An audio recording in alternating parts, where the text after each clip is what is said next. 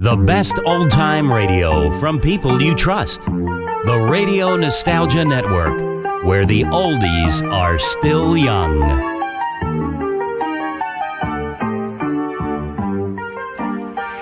It's a foggy night, a perfect night for a mystery.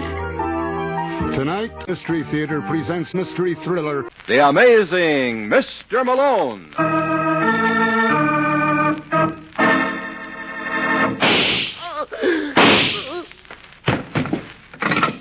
Operator, get me the office of John J. Malone.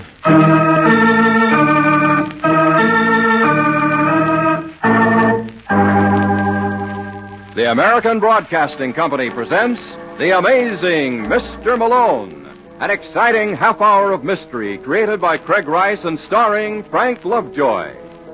Our locale is the city of Chicago, the time, the present, and the hero of these weekly adventures, The Amazing Mr. Malone.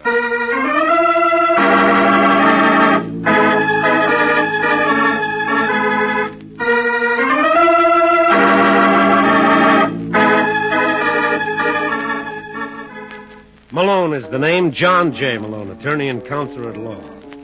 And tonight I'd like to turn the spotlight on the old cliche, cleanliness is next to godliness. As a case in point, I give you Tony Milano. Mr. Milano is one of Chicago's biggest operators. He runs half a dozen nightclubs in town. And rumor has it if you're bent on a little more action, Mr. Milano can accommodate you there, too. Of course, to run an enterprise of this kind, he needs help. And that's where Georgie Kelk comes in. Kelk is his right-hand man, but Tony never believes in letting his right hand know what his left hand is doing, which no doubt explains Georgie's bafflement as he walks into Milano's private office with a nondescript little man in tow. Here he is, Tony. Is he the one? Yeah. Grimes, this is Mr. Milano. Gee, it's a great pleasure, Mr. Milano. Wait till I tell my missus. You're not going to tell your missus anything. Huh? This is strictly between us, Grimes. You know what I mean?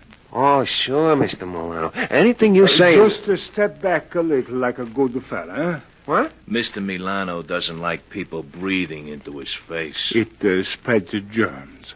Know what I mean? Oh, I'm sorry. It's okay. Did Georgie tell you what I wanted? No. How could I? I didn't know myself.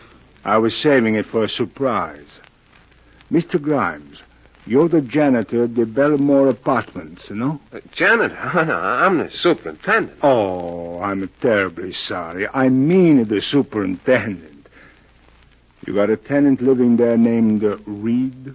You mean Jack Reed? Oh, you bet. He's a swell as... Please, Mr. Grimes, you're not so close. Oh, yeah, excuse me. Now, how about you letting me and Mr. Kelky here in Jack's apartment? Oh, I couldn't do that, Mr. Milano. That wouldn't be right. I give you $100. What? All you got to do is loan me your pass key. No. 200. Well... All I want is the key for just 1 hour. Oh, what are you going to do in Mr. Reed's apartment? Oh, nothing that will get you into trouble. You said 300? I said 2, but I'll let you chisel me. Okay, Mr. Milano. You want to shake on it? If you don't mind, let's just say it's a deal. Huh? Mr. Milano doesn't believe in shaking hands. Oh, Jane. You know what I mean? Give Mr. Kelk the key.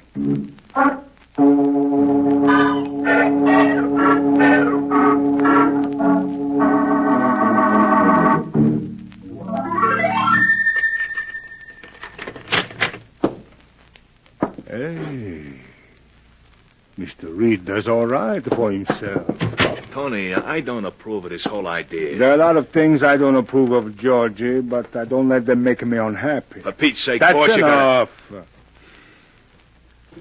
See if there's anything in the desk. Oh, all right. Hey, will you take a look at this? You got something? Yes, indeedy. Jack obviously doesn't believe in banks. I bet there's close to 20 G's in his bundle. Put that back. Oh, I just Put that back. Okay. Hey, what's this thing here? Oh, that's a rabbit's foot. A rabbit's a foot. Yeah, it's supposed to bring you luck. But what's this charm attached to it? The Jack Reed from Gene.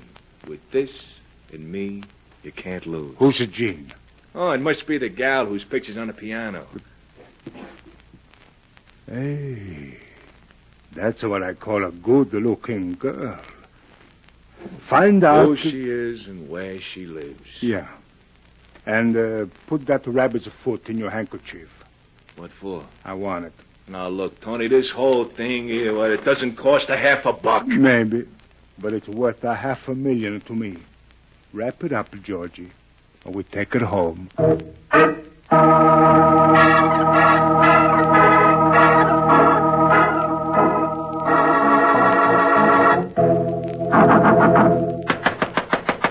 Tom? Hello, Christy. Why, if it isn't my old pal, Tony Milano. How have you been, you son of a gun? Put her there. If you don't mind, Christy. Oh, you and your germs.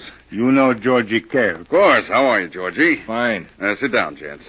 You're not busy? I'm never too busy for you, Tony, but you know how it is. When you're a politician, your time isn't your own.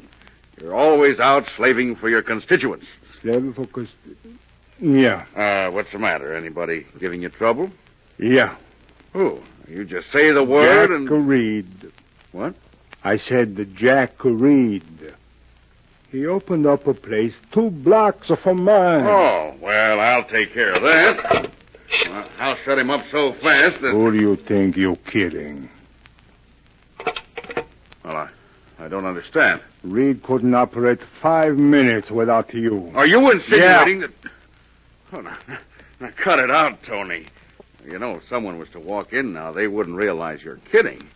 I'll tell you what we'll do. You ain't going to do anything, Christy. When I buy somebody, I expect them to work only for me. Know what I mean? Oh, for Pete's sake, man. You don't realize what you're doing. I've got a wife and 2 kids. They get by on your insurance. Tony, please, you've got to listen to me. You're breathing in my face, Christy. It's a very unsanitary... Well, you've got to give me a break. I swear I'll straighten this whole thing out. I'll talk to Reed.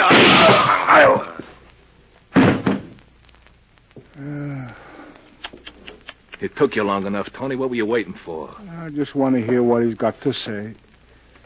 Where's that rabbit's foot we got from Jack Reed's apartment? Oh, here it is. Put in his hand. Okay. Maybe it will bring Mr. Christie luck where he's gone.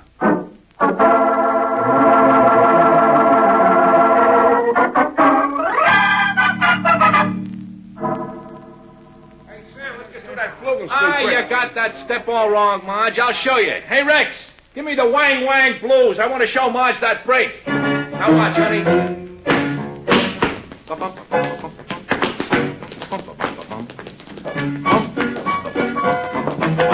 That's it. Hey, mister. Go away, bud. I'm busy. Now watch, Marge. Mister. Are you still here? Oh, I'm sorry, Mr. Milano. I didn't recognize you. That's all right.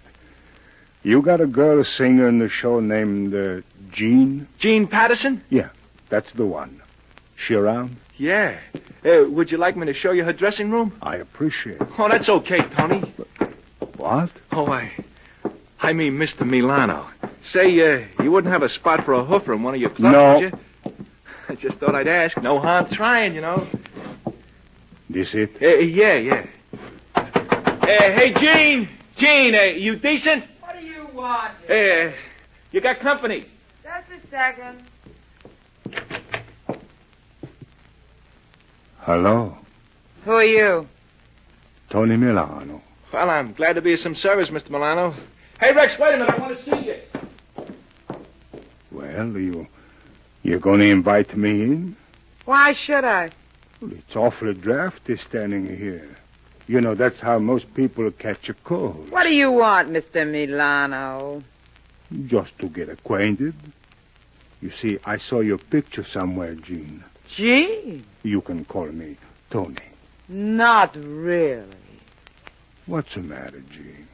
Don't you want to be my friend? Well, it's a wonderful offer, Mr. Milano. But you see, I already got one. Oh. You mean Jack Reed? Who told you about me and Jack? I got his spies. Well, I don't know where they pick up their information, but apparently it's from a reliable source. So you see, We can't be friends. I'm terribly sorry, Mr. Milano, but if you care to leave your name and address... You will let me know if there's an opening. Well, I wouldn't hold my breath if I were you. Oh, that's all right. When I see something I like, I'm a very, very patient man. Goodbye, Jean. Don't forget to give me a call.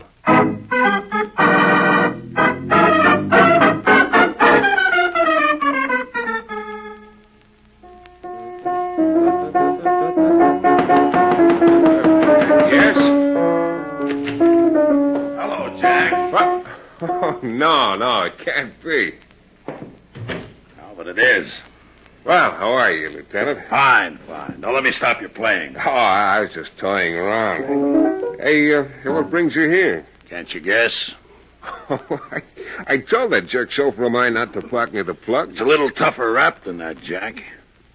Ever see this rabbit's foot before? May I? I'm afraid not. But I'll be glad to read you the inscription on the charm. It says, to Jack Reed from Jean. With this and me... Where'd you get that, Lieutenant? Oh, then it is yours. Not necessarily. Come on, Jack. There's no use being cagey. I already checked it with the jeweler. He told me it was bought a couple of weeks ago by a girl named Jean Patterson. Where'd you find it? In the one place we shouldn't. You know Chuck Christie? The boss of the Pelham district? Yeah, only Mr. Christie just got himself a new territory. I think we've had enough riddles for tonight. He was murdered at 5 o'clock this afternoon. Well? Well, right near the body, we found your trinket. Looks like losing that foot was the worst possible luck for you and that rabbit. Let's go, Jack. I got a car downstairs.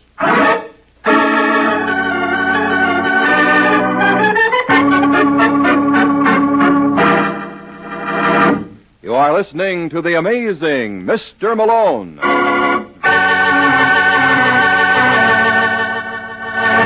Today, more than ever before, Americans must be made to realize that freedom and the rights of the common man are a precious heritage. History has proved that people start to lose their freedom the moment they think it's forever secure. That's why we must all work at keeping our American heritage of freedom, for freedom is everybody's job. As a good citizen, remember your American heritage and work to defend your individual liberties. Do this by taking a more actual part in the affairs of your community and in fulfilling at all times the duties of American citizenship. Now, back to the amazing Mr. Malone.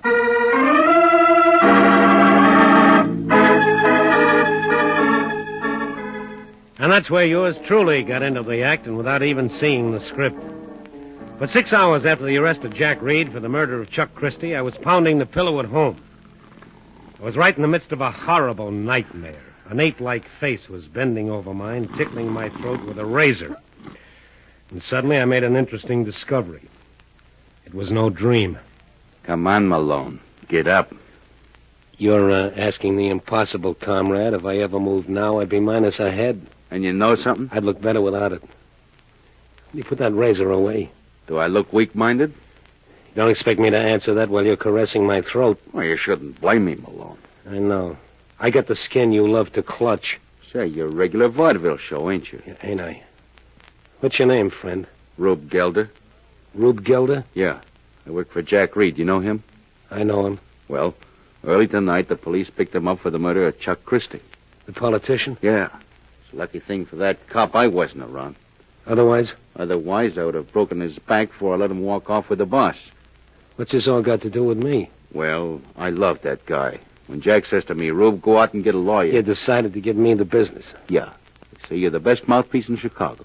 Though it don't seem possible. It isn't. Well, we'll soon know. Now, I'll tell you what you're going to do. You're going to get dressed and go down to see Jack, and you're going to get him out. Am I? Well, you'd better. Did it ever occur to you once I'm out of your sight, I might tell this story to the police? And did it ever occur to you that it might occur to me to visit you some other night with this razor? Only next time I might not bother to wake you up? I see what you mean. Then what are you waiting for, Malone? Get going.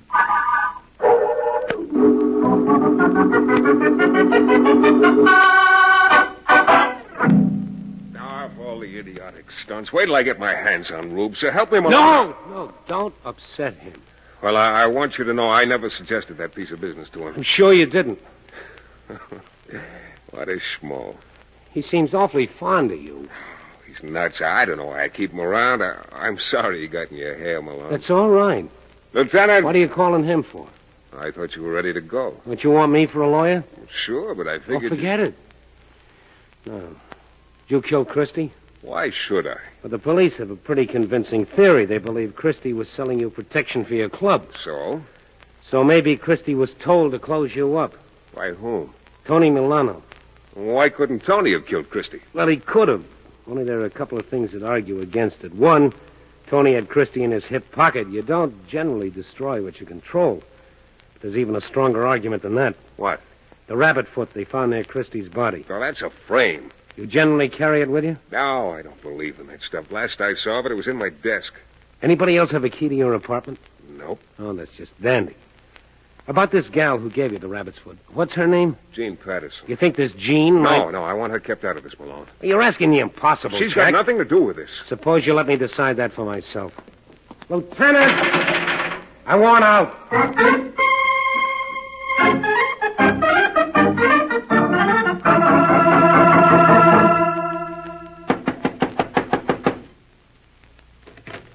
Yes? Hello, Jean.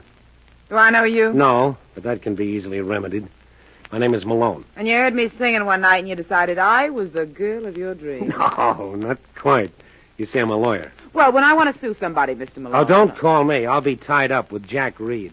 Jack Reed? Didn't you see this morning's papers? No. They're holding him for the murder of a politician named Christie. Maybe you better come in. Thanks. Now, what's this all about? Well, you see this Christie... I'm not interested in that. How am I involved? Well, they found a rabbit's foot you gave Jack near the body. You listen to me, Malone. I didn't even know Christie... No one says you did, Jean.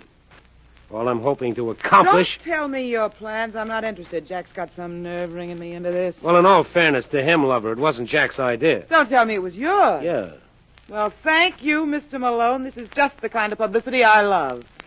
You don't seem to realize your boyfriend's in a jam. He may go to the chair. Well, I'm awful sorry for Jack. What about me? What about you? I got my career to think of, and if you'll excuse me, Mr. Malone, I'll give it some thought right now.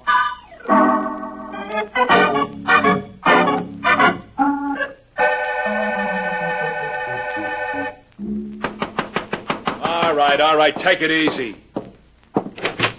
Yeah? Is Mr. Milano in? Oh, you're Jean Patterson, aren't you? Would you mind telling Mr. Milano I'd like to see him? He isn't here. Well, when do you expect him? Never. Now, if I were you, sister, Who is it, Georgie? It's nobody, boss. I'll be right... It's me, Tony. What? It's Jean. Hello, Miss Patterson. It was Jean the last time. Yeah, but you say then you don't want to be friends. Can't I change my mind? Should I throw her out, Tony? You crazy? Jeannie, come on in. Thanks. Say, this is quite a place. Nicer than Jack Reed's? Well, different. Who picked out this color scheme? You don't like white? Reminds me of a hospital. It's very antiseptic. Oh, yeah, of course I forgot. Sit down, baby, sit down. Maybe you like a drink, huh? Yeah, but there's something else I'd like first. Well, you just name it. A little privacy. All right, Georgie, you heard the lady. What's the matter with you, Tony? Go on and beat it. Jeannie and I got a lot of things to discuss. Are you crazy? How do you know she wasn't sent here by Malone? Go on, sister, blow. You gonna let him talk to me like that, Tony? Now listen, sister, I know all Shut about... up! Now get out. Okay, Tony. I'll see you around. Don't bother. Why, Mr. Milano, you're all right. That dirty lowlife. Look. Look what he did to my knuckles. Oh, you caught him. Maybe I can make it better. No. We mustn't take a chance on infection. You sit there, baby. Tony be right back. And then we're going to have a nice long talk.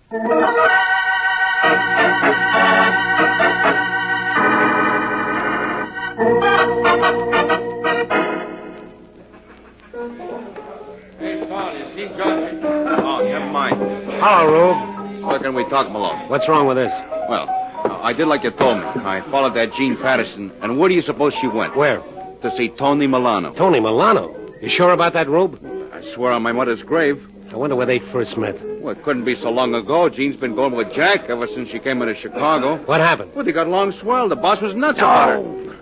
I mean in Milano's apartment. Oh, well, how should I know? I'm no peeping Tom. Oh, yeah, a couple of minutes after she walked in, Georgie Kelp came out. Tony's boy? Yeah, he was rubbing his jaw. Sounds like they might have had trouble. Well, what do you think, Malone? You did all right, Rube. Let's hope I can do as well.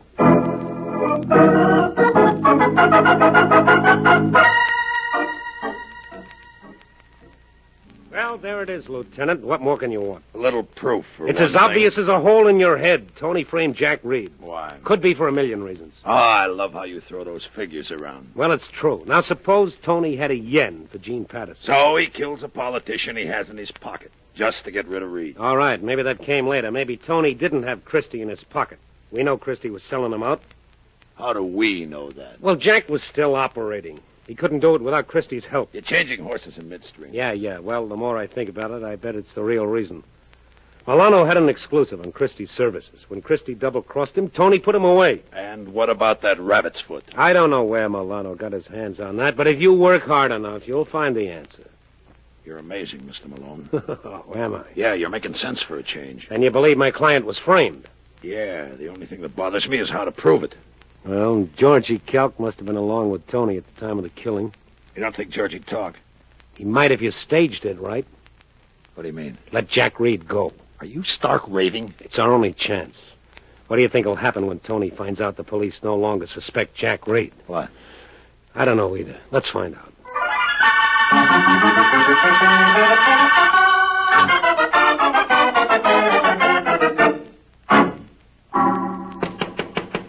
Come on in, darling. I'll be ready in just a minute. Hello, Jean. Jack. What's the matter? Aren't you glad to see me? Well, of course, darling. Well, it's such a surprise. Well, that Malone's quite a lawyer. Then they know you didn't kill Christie. That was my impression. Well, who did? What's the matter, Jean? You thinking of hedging again? I don't get you, Jack. I heard about you and Mr. Milano. You what? Mm-hmm. Rube filled me in on the gory details. Oh, listen, Jack, you gotta believe me. I was only doing it for you. Oh, baby. Oh, I mean it. I thought I could trap Tony into making some admission. I gotta hand it to you, Jean. That's a nice piece of ad-libbing. Oh, darling, when I cross you. You'd cross your own grandmother if you thought it'd do you any good. What are you going to do now, baby? It's only a question of time before they pick up your new meal ticket. You think you're so smart. Well, Tony's twice the man you are. Good for him. You think he's going to take this laying down? No, what's he going to do? You just watch and see, Mr. Reed. You just watch and see.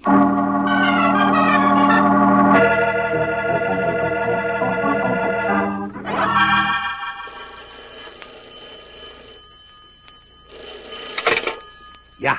Malone? Uh-huh. Brooks. I never would have known. How we doing, Lieutenant? Great. What do you mean? That plan of yours is working like a million.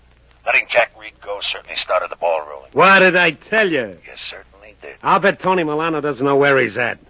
Probably not. What about Georgie Kelk? You hear from him? Yeah, about 10 minutes ago. I figured he'd be scared, silly. What did he have to say? Not very much. Why won't he talk? For 2 reasons. 1, he ain't in the mood. 2, he's got a bullet through his head. I want to see you, Malone.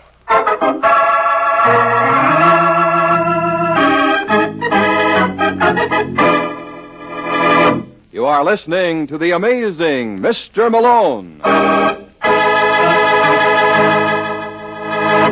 Everybody knows about today's critical housing shortage and the various reasons for this shortage.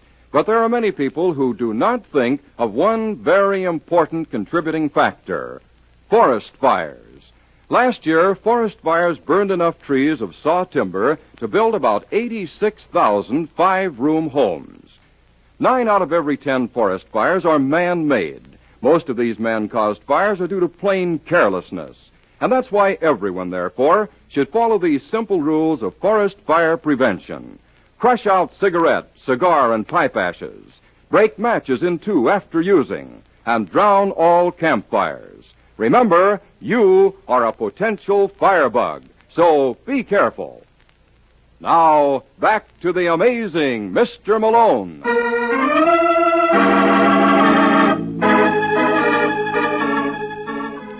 20 minutes later, I was down at headquarters. When I walked into Lieutenant Brooks' office, the first one I noticed was my client, Jack Reed. He didn't say anything. He just shook his head sadly and motioned toward the desk. And then I saw Brooks. It's lucky I did, because he was sighting a revolver at me. Well, if it isn't the amazing Mr. Malone.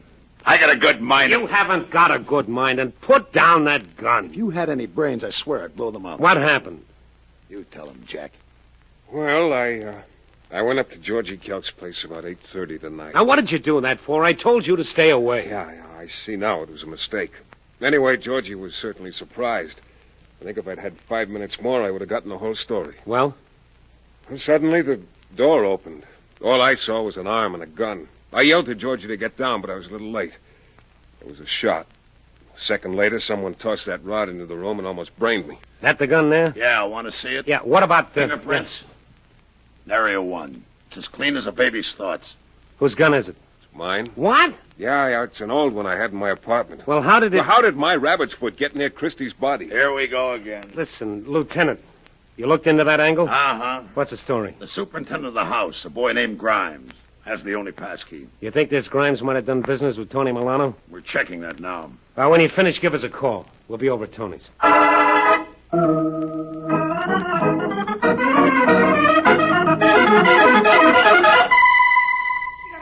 Tony, if I know Jack... What are you worried about, Jeannie? I know Jack, too. But you don't understand. Malone got him out. He's a pretty good lawyer. Now you listen to me, Doll. You got nothing to worry about. Didn't Tony say he'd take care of you? I know you will, darling. It's only that... Yes?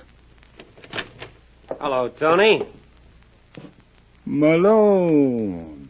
Jean and I was just talking about you. Well, I appreciate that. You know Jack Reed, don't you? Jack. Sure. How are you, fella? He's the boy, Malone. I'm a water boy. Where were you around 8:30 tonight? Why? That's the time Georgie Kelk was murdered. Not a good old Georgie. Yes, a good old Georgie. You got an alibi for that time? Yeah.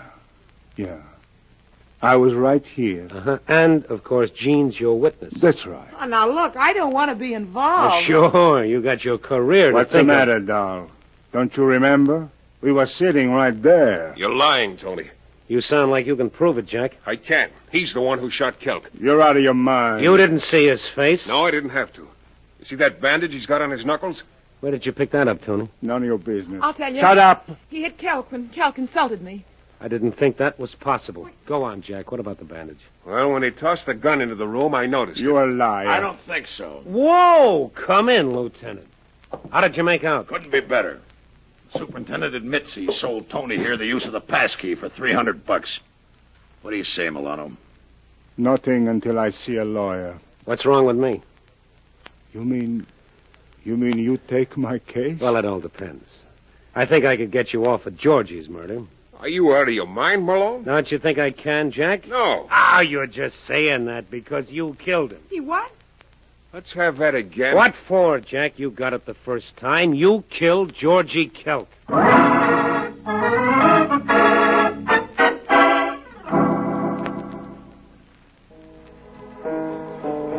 don't know how you do it, Malone. Shall I tell you a secret, Lieutenant? No, you don't either. All right, what's the real story? Well, it all come down to Jack Reed's idea of poetic justice. He thought once we figured that Tony killed Christie and planted that rabbit's We foot... figured Georgie Kelk's murder was the same routine all over again. That's it. What convinced you otherwise? Jack's gun. Why was that any different from the rabbit's foot? Remember you told me there were no fingerprints on it? Oh, there weren't. Well, obviously then, Georgie's killer had to be wearing gloves. How do you arrive at that? Jack claimed he chucked the rod into the room right after the shot, taking no time to wipe it off. So? So, later, Jackie said he knew Tony was the man because he spotted him by that bandage on his knuckles. But if the murderer wore gloves, how could you see a bandage? You couldn't. Oh. See how simple it is? Well, being simple-minded yourself must help you a great deal. Yes, it does. When you work up to that state, you'll find out. Well, you know who I'm sorry for? Yeah, Jean Patterson. No, I wasn't thinking of her. Well, I was. Ah, poor girl. She tried to play both ends against the middle. Wound up with nothing. I begged your pardon. Where you going? Well, I owe Jean something for putting away both her friends.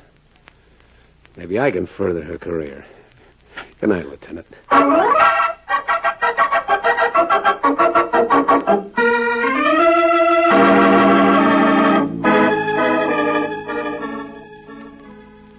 Ever hear the story of the blasé character who thought nothing could surprise him until he tried murder, and then he was shocked to death? I'll fill you in on all the details next week, so why not pick me up at my office at the same time? I'll be waiting for you. Good night. Frank Lovejoy was starred as John J. Malone. Our program was written by Gene Wang with direction by Bill Rousseau. Music by Rex Corey. The Amazing Mr. Malone is produced by Bernard L. Schubert. And now this is Dresser Dahlstedt inviting you to tune in next week. The events and characters depicted in this story were entirely fictional, and any resemblance to actual places or people, living or dead, is entirely coincidental. The Amazing Mr. Malone has come to you from Hollywood. This is ABC, the American Broadcasting Company.